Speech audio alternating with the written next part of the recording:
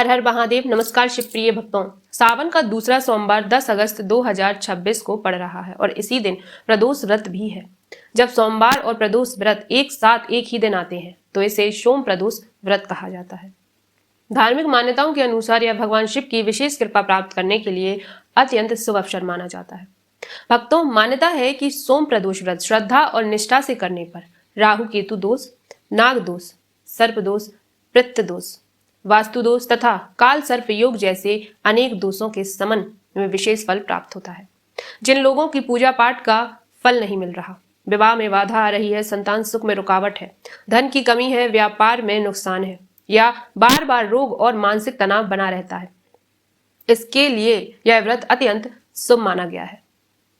भक्तों, अब सबसे महत्वपूर्ण बात, प्रदोष काल सूर्यास्त से लगभग 45 मिनट पहले से लेकर सूर्य अस्त के लगभग 45 मिनट बाद तक का समय माना जाता है। 10 अगस्त 2026 को पूजा का मुख्य समय शाम लगभग 6:30 बजे से 8:40 बजे के बीच रहेगा। भगवान शिव का पूजन विशेष रूप से इसी प्रदोष काल में करना चाहिए। यदि आपने अभी तक सावन का सोमवार व्रत नहीं रखा तो 10 अगस्त को सोम प्रदोष व्रत अवश्य रखें। भक्तों, यह व्रत घर पर भी किया जा सकता है और शिव मंदिर में भी। यदि घर में शिवलिंग नहीं है तो पार्थिव शिवलिंग का निर्माण करें शुद्ध मिट्टी से और उसकी पूजा करें। इस व्रत की तैयारी एक दिन पहले से करें। रविवार को सात्विक भोजन करें और यथासंभव ब्रह्मचर्य का पालन करें। भक्तों, सोमवार को ब्रह्म मुहूर्त या सूर्योदय से पहले उठें। स्नान के जल में थोड़ा सा गंगा जल, थोड़ा सा गुलाब जल मिलाएं और हर हर गंगे का स्मरण करते हुए स्नान करें। इसके बाद स्वच्छ वस्त्र धारण करें और सबसे पहले सूर्य भगवान को जल अर्पित करें। अब अपने पूजा स्थान में एक दीपक जलाएं, यदि संभव हो तो अखंड ज्योत भी जलाएं। फिर हाथ में गंगा जल, थोड़ा अक्षत, दक्षिणा लेकर संकल्प करें और 3 बार बोलें ओम विष्णु ओम विष्णु ओम विष्णु और अपनी मनोकामना कहें कि हे भगवान शिव, मैं अपनी इस मनोकामना की पूर्ति के लिए सोम प्रदोष व्रत कर रही हूं या कर रहा हूं। कृपया मेरे इस व्रत को स्वीकार करें और मेरी मनोकामना को पूर्ण करें। भक्तों, अब पूजा सामग्री तैयार रखें। सबसे आवश्यक सामग्री है बेलपत्र।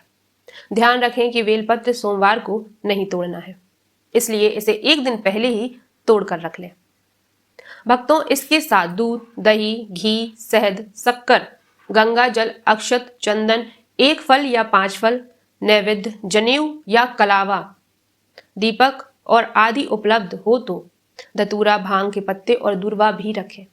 यदि आप पार्थिव शिवलिंग बना रहे हैं तो पवित्र मिट्टी लेकर पहले एक बेलपत्र रखें और उसके ऊपर छोटा सा शिवलिंग बनाएं। फिर दोनों हाथ जोड़कर 5 बार ओम नमः शिवाय बोलें। इसके बाद पूजा आरंभ करें। सबसे पहले भगवान शिव को जल अर्पित करें, फिर क्रम से दूध, दही, घी, शहद और शक्कर अर्पित करें। इसके बाद पुनः शुद्ध जल से अभिषेक करें। यदि जनेऊ हो तो जनेऊ चढ़ाएं, अन्यथा लाल कलावा अर्पित करें। चंदन का तिलक करें और अक्षत अर्पित करें। अब 9 दाने चने की दाल, 9 दाने काली उड़द, 9 दाने गेहूं और 9 दाने साबुत चावल अर्पित करें।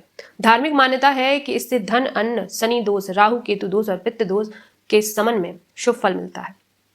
इसके बाद बेलपत्र अर्पित करें। ध्यान रखें कि बेलपत्र कटा फटा नहीं होना चाहिए। प्रत्येक अर्पण के साथ ओम नमः शिवाय मंत्र का जाप करते रहें। भक्तों, फिर भगवान शिव को पुष्प, फल और नैवेद्य अर्पित करें। अंत में कपूर जलाकर आरती करें और यह श्लोक बोले कर्पूर गौरम कर्णावतारम संसार सारम भुजगेंद्रहारम सदा वसंतम हृदयालविंदे भवम भवानी सहतम नमामि। भक्तों, अब भगवान शिव को श्रद्धा से प्रणाम करें और अपनी मनोकामना दोहराएं। इसके बाद सबसे महत्वपूर्ण साधना है प्रदोष काल का अभिषेक। शाम 6:30 से 8:40 के बीच किसी भी समय लगभग 11 मिनट तक एक धार में जल अर्पित करें। यदि आपके पास शिवलिंग है तो उसी पर, और यदि पार्थिव शिवलिंग बनाया हो तो उस पर भी जल की धार चढ़ाएं। पूरे समय ओम नमः शिवाय मंत्र का जाप करते रहें। 11 मिनट का अभिषेक पूर्ण होने के बाद पुनः आरती करें और रुद्राक्ष की माला से 108 बार ओम नमः शिवाय का जाप करें। जाप के बाद अपनी आसन के नीचे थोड़ा सा जल छोड़कर ओम शुक्राय नमः बोले।